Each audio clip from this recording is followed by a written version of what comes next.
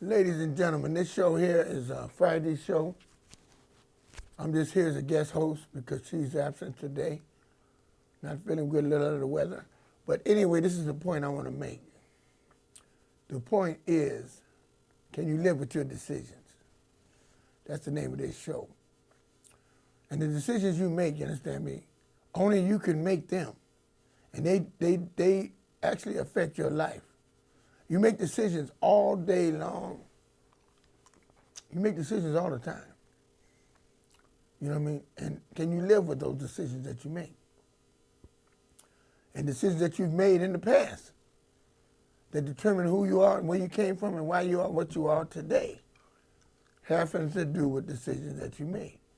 I can live with decisions I made because, first of all, the ones I made in the past are in the past, just that, in the past. But decisions I make today and every day, I have to think every day, every time I step out the door, I got to make a decision. Decisions determine what I'm going to do, how I'm going to do, and what's going to make me feel good, what's going to make me mad, what's going to make me happy, what's going to make me sad. So it's decisions that I make at the time. But when I look back on when I made decisions, like from way back when I made my decision to be in the fast life rather than to be a square, I had opportunity because my father had got me in the Merchant Marines. He had got papers for me. He had me actually set up to go be Marines coach and steward at school. I mean, when I look at all the money I would have had and all the people I know that's Marines, Merchant Marines now have homes and houses and all that stuff, if I would have, when I look at that, that was a beautiful thing.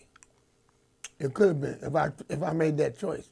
But I was street poisoned, and the way that game looked at the time when I got in it, when my cousin came by the house wearing diamonds and looking good, and her old man had a new Cadillac and wearing suits and looking beautiful, and had big diamonds, and they was traveling all over the country. She was coming out of Hawaii and different things. And back at the time, when you say Hawaii, you was talking big stuff.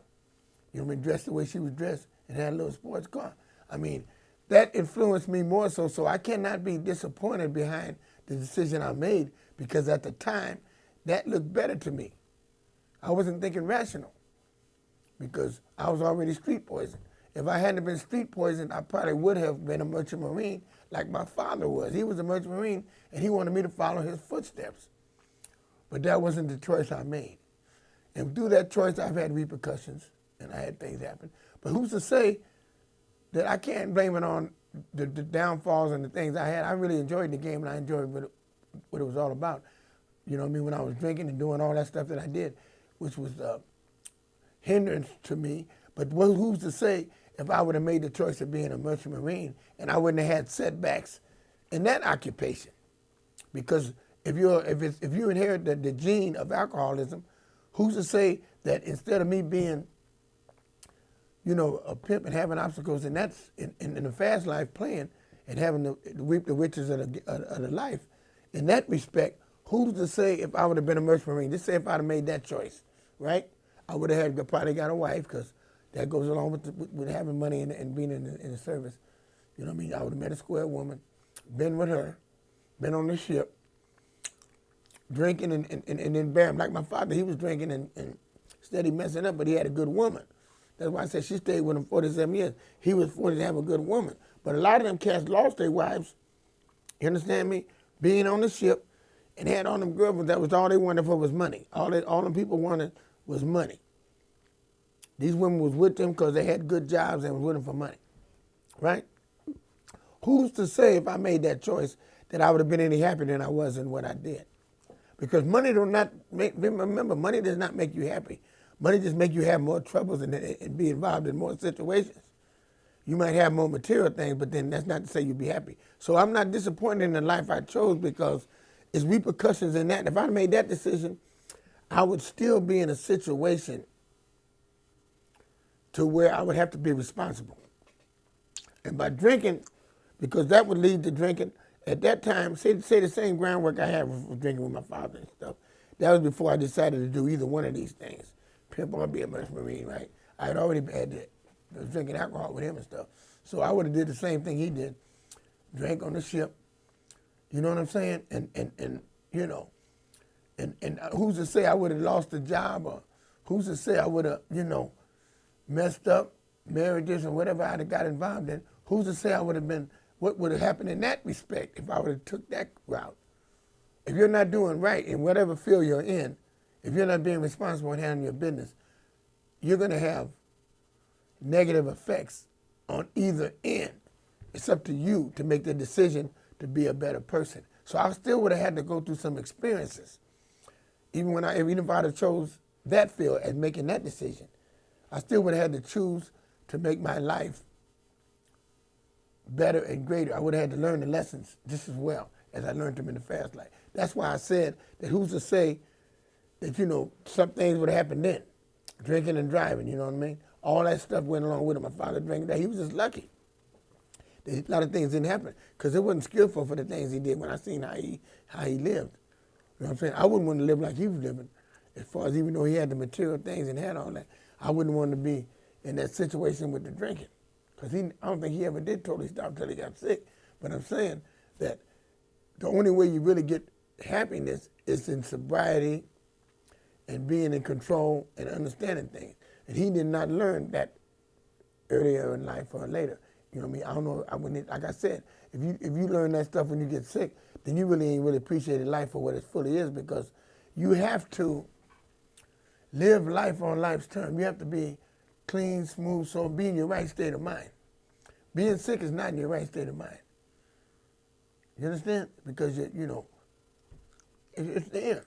And when you're drinking and drugging and drinking and doing that and partying, and messing up, you got a good woman and she stays with you, but it's only because you're lucky. It's not like you were really being skillful and holding on to her. You let her hold the money and do all that. That was the reason why you were able to hold on to her as well as you did.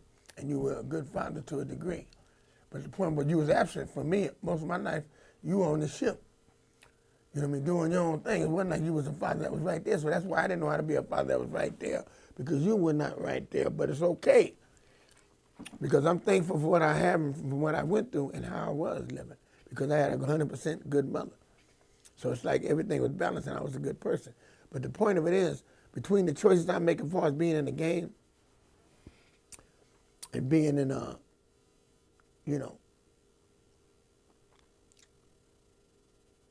square, I don't regret it because I don't know that life. You understand me? And it's like, when you once live a certain life, I loved it because, hey, man, I did what I want to do when I want to do it. You know what I'm talking about? Partying and going places and doing things. I didn't have nobody to answer to.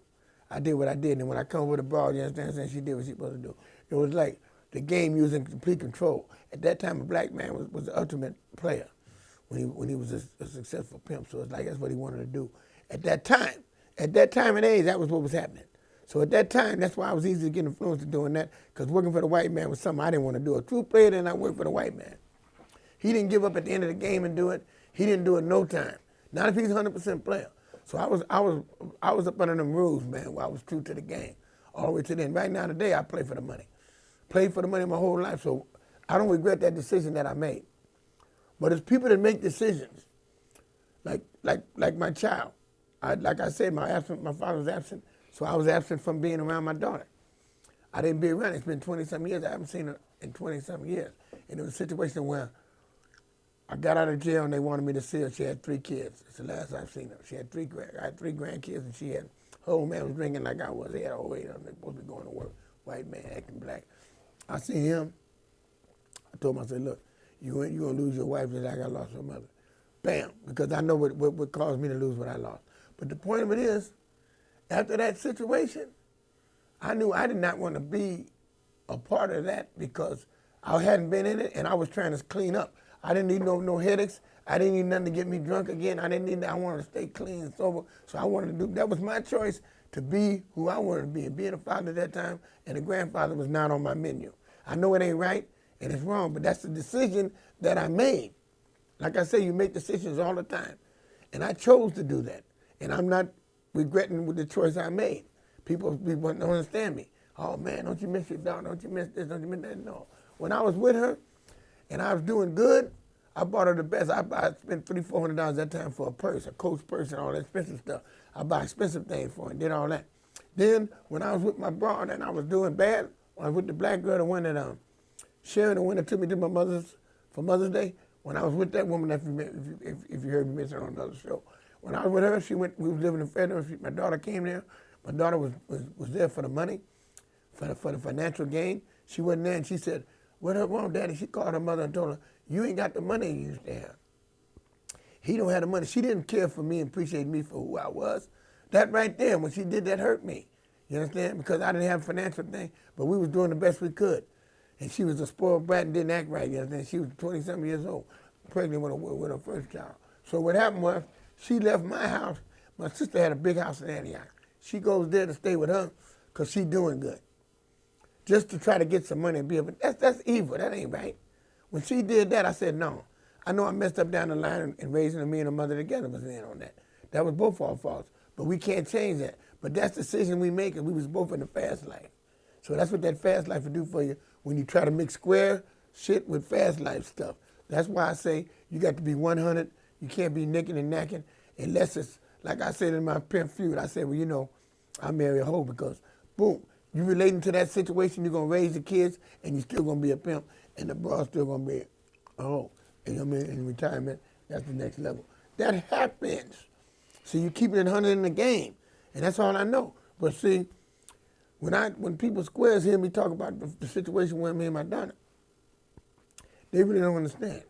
She chose not to be around me when my mother was sick, and I tried to get her to come around there when the mother to see my mother and stuff. She didn't show up. She hurt me really, and so after that, I don't need to be around you.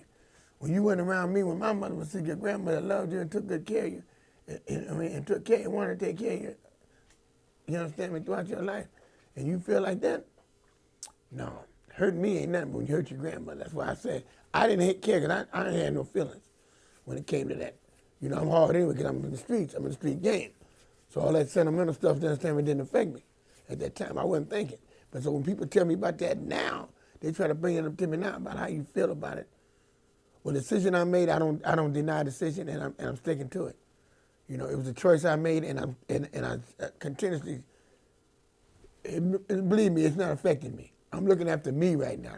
I'm looking at number one. Then I was trying to do this and do that. You know what I mean? And for a while there, I was trying to get back with her mother and all this and that. When it's over, it's over. You got to do what you do and make your choices and live your life from the point you're living right now. You can't go backwards. You can't try to change that situation. You got to live where you're at now because that's what make people get sprung, get to drinking again, doing things that, you know, get depressed. So you got to stay happy because you don't want to go backwards. So you got to choose every day to stay happy. That's my number one choice. And I make decisions every day. That's why choosing and living with my choices, I'm living with my choices because every day I choose this, the number one choice is to keep my sobriety. And then if I keep that first, then my other decisions is to look good every day and think happy thoughts and continuously being busy and staying on time and doing what I'm supposed to do. See, as long as I do that, I'm winning. You understand me? And I'm winning. And winning, just being ambitious and working and being constructive and doing what you're supposed to do every day, that contributes to my happiness. And these are decisions I do to lead to happiness. I decide to make the choices that lead to happiness, see. When I make a certain choice, it makes me happy. You know, when I choose to talk to these people, when I choose to do this with them, when I choose to transact, when I choose to give somebody some money, when I choose whatever. You understand? Like today, a dude wanted $1. He didn't ask me about it, but he was talking about some other stuff. And another dude gave him $1. He needed some batteries, and he really needed for this equipment that he had that he was standing there with. And bam, I just shot it to him. But every day when I do things leading up to me, I'm thankful for where I'm at. As I said on my other show, be thankful for what you got. I'm thankful for what I got and where I'm at. So when I decide to do something for somebody, I'm doing it because I can and because I feel grateful. You understand? And I'm happy, man. I'm happy as I ever been. And I've had more materialistic things. But I decide to be happy, and I'm not going to let nobody rain on my parade, man. That's why I don't worry about family. I used to get caught up in family stuff. Decisions I made, they caused me to be broke up with the family over little stuff because this family member don't like this family member. That family don't like that family member. And I've been through that. When my cousin was living, I was with her because that was my best choice at that time. I had to be with her because she was the one that took me from the bottom floor and brought me back up. You understand? So, and it was sincere, it was genuine because she didn't have nothing. But I had love for her because what she did for me with nothing, she made me, brought the best out of me. Because when I went to her house, she said, look here, man, you ain't got no business being like this. You had Mercedes and Cadillacs and candy-painted cars with gold doorknobs and gold. And shit, you top-flight boss player. You ain't got no business. You understand? She roasted me in a way that was what you call smooth, constructive criticism. Because I was living like a dog as far as on drugs and alcohol, dirty, and you know, it wasn't me. But there's two sides to this. If I was to drink or take drugs, I'd be that person again. That's why I have to choose every day, one step at a time, to stay sober and clean. That's my number one choice. And other than that, when I make that choice, I can live with the other choices. Because all them choices are going to be good because I make them. When I make them choices, I make them, and I'm serious, I'm sincere, and I'm 100. I'm sincere, and I'm real with myself. I don't be faking or playing with this life and with this game. That's why I've been in it so long, and I be true to it. I don't play with it. You know what I mean? I be real with it, man. And I'm being real. I'm being 100 for myself, not for nobody else. I ain't trying to impress nobody. I done been through that. I'm at a stage in my life now when I'm through trying to impress people. I stay clean and sharp because that's where I like to feel. That's automatic. That's me. People say, how you stay so clean? No, because I feel like a king when I put clothes on and make them look good and shine bright because that's how I am in life. You understand me? I'm 100, you understand me? And I be true to the game and I'm a gentleman and a scholar, you understand? And from the fast life brought me to the stage where I'm at right now in life. So I'm not mad at nobody. I'm just thankful that I made the decision to be clean and sober. And those are decisions that I've made. But a lot of people make decisions that they can't live with. So it's like, can you live with your decisions? That's what you got to do. You got people that make decisions and they running around here worried about the decision that they made. You know? You got people, you know what I mean, that's caught up in situations and they didn't make it. Sometimes you don't make the decision. Like I said, I don't see my daughter, right? But some people lose a daughter and they might not have made the decision or they might have made the decision at that time. But now they want their daughter, they're responsible, and they got family, and they want to make a better life for them, right? Because they're capable. And then they might have regretted that decision, or the decision might have not been put upon them. They might have had circumstances where it happened, and whatever the circumstances was, they may want that. It's not too late for them because the kid might be younger, you understand? We're still young in a young state of mind. See, a kid's 2 or 3 or 4 years old or 5, and then they're young, right? And you know what I mean? Here you're a young person. You might be in your 40s or early 50s or whatever. You still got energy and time that we can do that. You can do something. You know, and then you're a mother. It's not like me. I'm a father. I always was distant. I was always like from the point away. You know, it wasn't like I was really right there through the whole situation. So I didn't feel close. But when you make a decision, you know, to be away from the people, and the other people are not, you know, you can decide, hey, I want them back. I want to do this. I'm going to do what I can so I can live with the decision. Because it's like when you say, I'm going to decide to do this or I decide to do that. You can always change a decision. The reason why I said there's one decision I cannot change, and that's the decision to stay clean. So, because that's the one that's going to set everything else. It's like the foundation, that one decision. But other people making other decisions in life, you know, can you live with them? It's like, you know, you might decide to be with somebody, a relationship, right? And you know they might say they're abusive, you know. But you've been with other relationships before that were abusive, so you say to yourself, well, he's abusive, I'm familiar with that, so it's not like something strange. So then you accept it, you decide to be with that person. And he's steady abusing you, boom, boom, boom. When you know you can get out of that situation and get with somebody that's nice, you know. But it's like you're familiar, so you gravitate toward that we're familiar with. Water seeks its own level. You know what I'm saying? And it's like people make decisions that they're familiar with. You know what I'm saying? It's like they got groups. They got groups where you can get help. They got people and groups and things that can help you decide what you want to do. They have groups like battered women. Okay, they got groups you go and talk with other women, and then you get a level head on how to be with a man that's nice and kind, where he's not a wimp, he's just a good person that has love for you and he caters to you and might respect you. See, they got groups that that all these women are thinking the other way, and they help them decide. They help people get a decision on having a wholesome, good life, right? Because by you being with abusive relationships or being in that situation, it's like a cycle, like somebody that's getting with somebody that's a drug abuser or, different type of things. You got people like that, like my cousin. Her and her husband, they went in a normal relationship. It was toxic, a toxic relationship. But she would not be with a relationship that was regular because it would be boring to her. Like my sister, she can get in a regular relationship because she is used to that. Go to work, be peace, like that harmony, no drugs, no drama. No drama, drama-free relationship. See, she can be in a drama-free. But you got people that's been living with drama all their life. So drama-free, they don't understand drama-free. It's too boring to them. It's like subconscious. They may not even realize this themselves. But the drama-free life, they don't understand that. They don't realize that the person loves them because they're not hitting them or hollering at them or whatever it may be to, to show affection. They need that. And that's only because that's what they're familiar with. It has nothing to do with the decision that you say, I decide I don't want to be around that, I don't want to do that. No, it's deeper than that. That's why you go to groups and go to counseling and go around people that are working on the same thing you're working on. People that are working on that same problem. It's like me.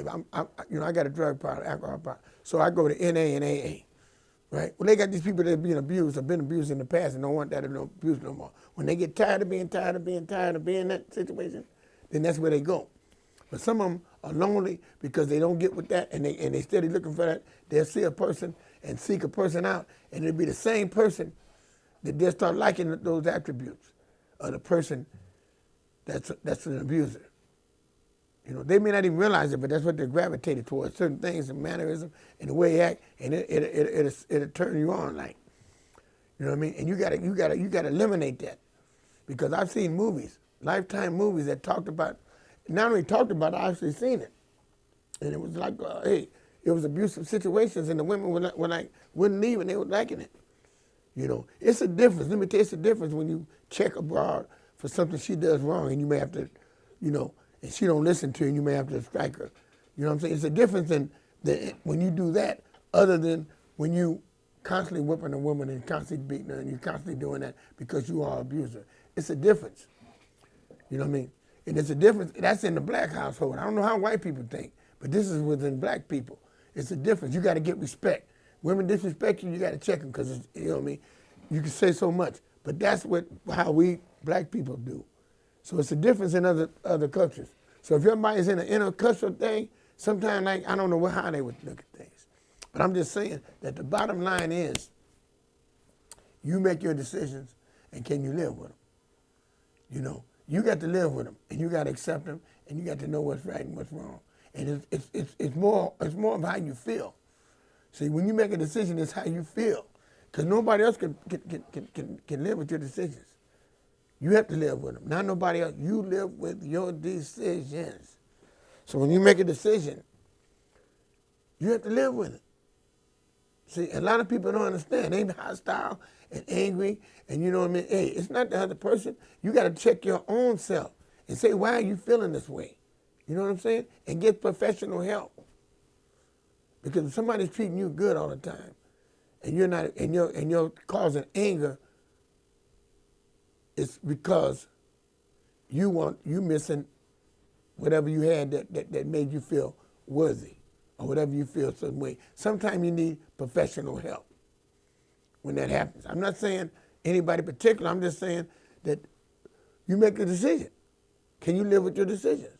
Or when you get in a situation where your children are not with you and you're not happy, then you got to decide to get them back or do what you have to do to get things straight. The point is, it's just like when my problem was jumping off with my family, not about my daughter, because like I said, I made that decision and I lived with it. But it was like when I was in my disease and my cousin brought me back out of it. It was her, and she didn't have much. She was the black sheep of the family. She was one that nobody would expect she was in her disease. She was getting high and doing what she was doing. But she helped me get sober. And that's what people couldn't understand. See, all she did was bring the best out of me, let me remind me who I was.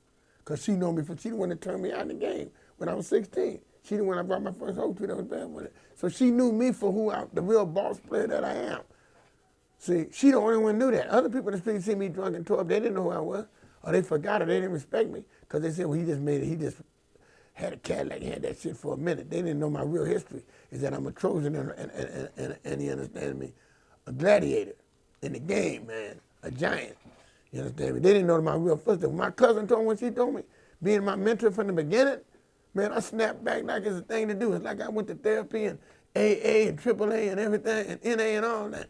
Just by the words she spoke and got on my case about it. Because she will see me pull up in new Mercedes with the candy paint and gold doorknobs and gold grill and everything. She seen all that, what other cars do. And from the pimp and in the game, man, she seen me shining bright and looking good. And how she felt. She was really hurt when I was in that situation and really was trying to help. And it was sincere. And that's the one that got me back. And I have to give her credit. She's dead, R.I.P., rest in peace. But she's the one that got me back. And then I decided from that day on, when I made that decision, from when she helped me, I made that decision, and I've been sober ever since. I've been making that decision every day for 20 years. You understand me? For 20 years. And that's why I say that, hey, you got to be thankful for what you got, and you got to be able to make decisions that keep you on the right track. Because every day you got to make decisions. Every day. Decisions are made every day and all day. You understand me? One bad decision can be the end of your life, or it could be the beginning of a new life. One decision. So, ladies and gentlemen, let me let you go. I'm going to get ready to close this show. This was the Friday show, and I'm just guest host, but it was decision. It was, can you live with your decisions? And I hope I made it clear that you can't play with decisions. You understand me? Because decisions, you do have to live with them. And only you have to live with them, not nobody else. You. Because your kids that live with you now are going to be grown. They're going to be out the house. You understand me? Your mate who you might be with might not be with you because you can choose to be with them or be without them. So you have to live with decisions you make about anything you make. It's in your head. It's you. It's you and your body. Decisions are right here in you. They are in you. So you got to understand that you make the decisions and you have to live with them. So ask yourself, can you live with your decisions? Thank you very much, ladies and gentlemen. This is a good show, and I will close it now. You understand? As I always say, young people, you got a lot of decisions to make, and you got a long life to live. So make decisions so you can live a long life and be around a long time. So every decision you make keeps you on the street or keep you in the pen. A decision you make you can have a gun and be in a gang. Every decision you make, you can go to college, or you can be a janitor, or you can be working at McDonald's. It's your decision. Make the right decision. Make the right choice, and go to college. You young people.